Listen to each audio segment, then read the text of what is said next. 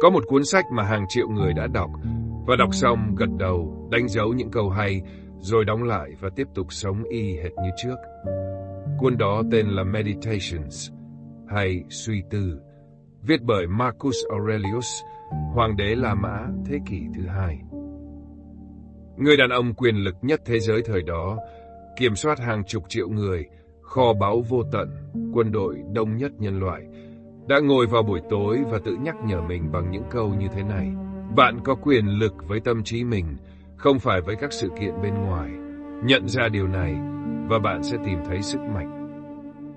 Ông không viết cuốn đó để xuất bản, ông viết cho chính mình. Và khi bạn đọc câu đó, có một khoảnh khắc bạn gật đầu, thấy nó đúng, thấy nó chạm vào điều gì đó.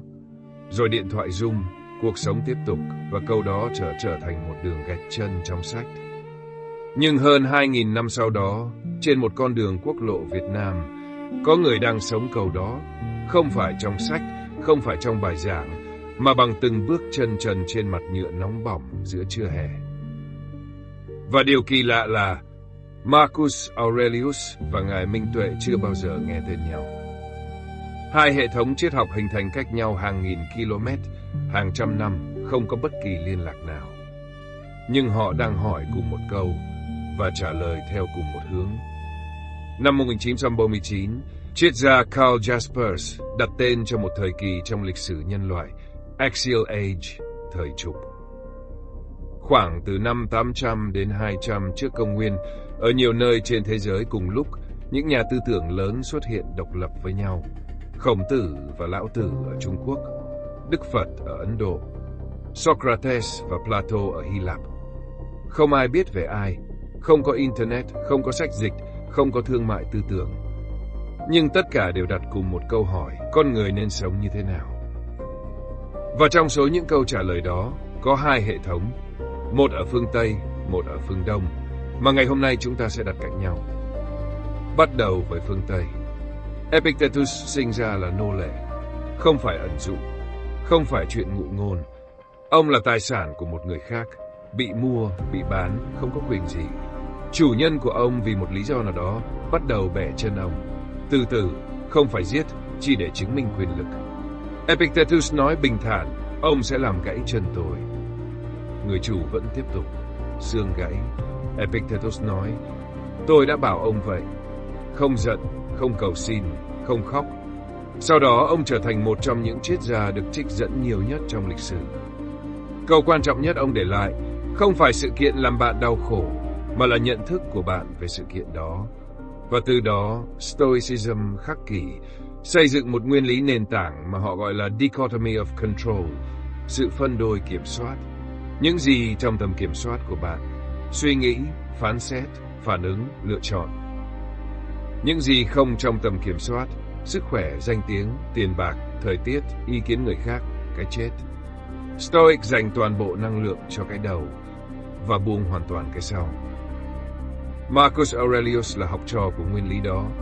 Hoàng đế La Mã, người có thể sở hữu bất cứ thứ gì trong thế giới đã biết thời bấy giờ, chọn ngủ trên đệm cứng, ăn đơn giản, từ chối xa hoa. Không phải vì nghèo, mà vì ông hiểu những thứ bên ngoài không làm ông tốt hơn hay xấu hơn với tư cách một con người. Bây giờ hãy cắt sang phương Đông.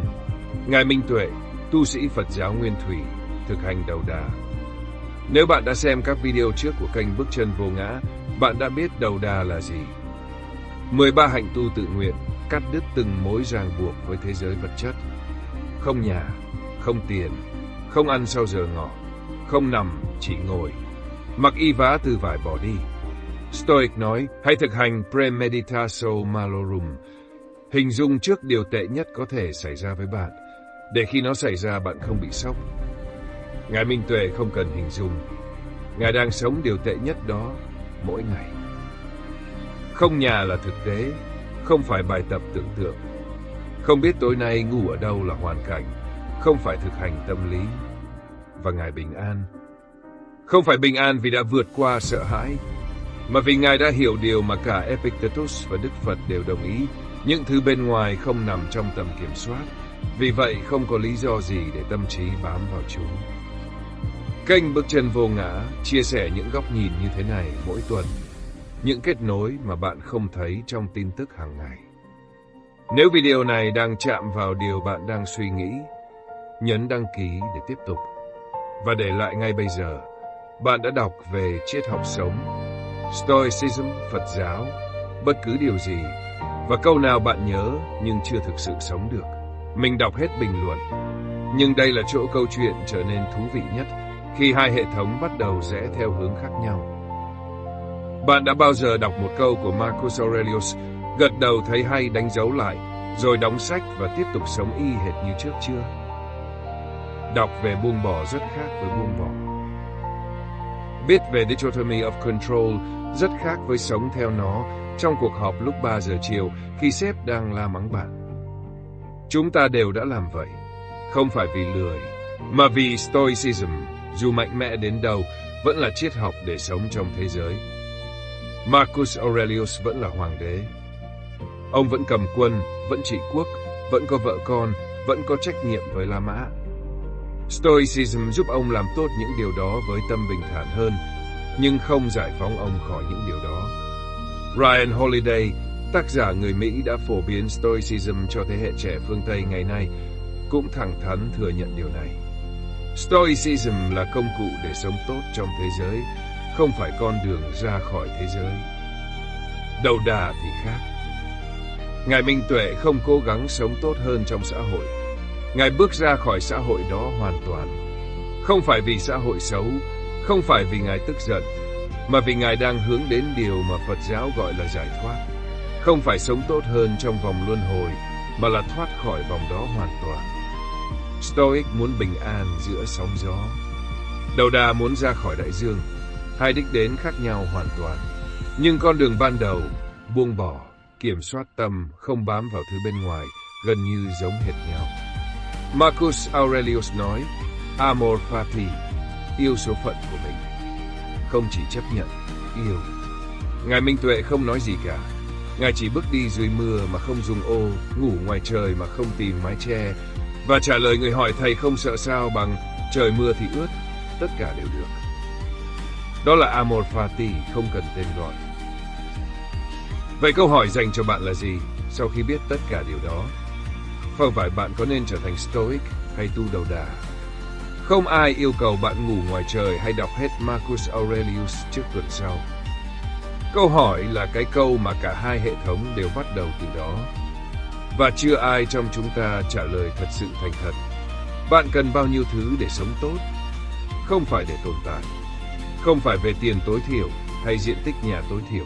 Mà là bạn cần bao nhiêu thứ để buổi tối nằm xuống, cảm thấy cuộc sống hôm nay là đủ.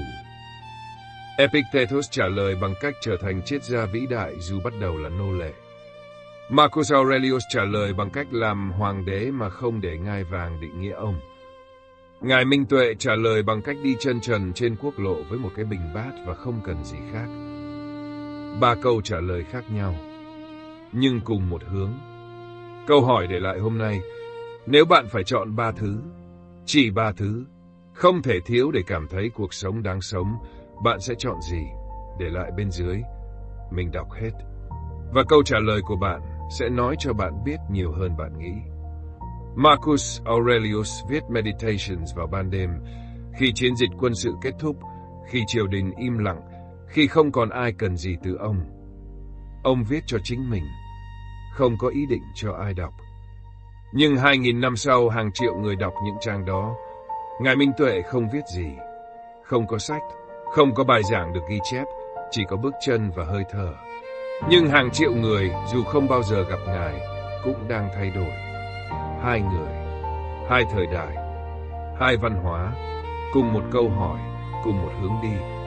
Và câu hỏi đó không cần bạn đọc xong một cuốn sách để trả lời. Nó chỉ cần bạn thành thật một lần với chính mình về điều bạn thực sự cần.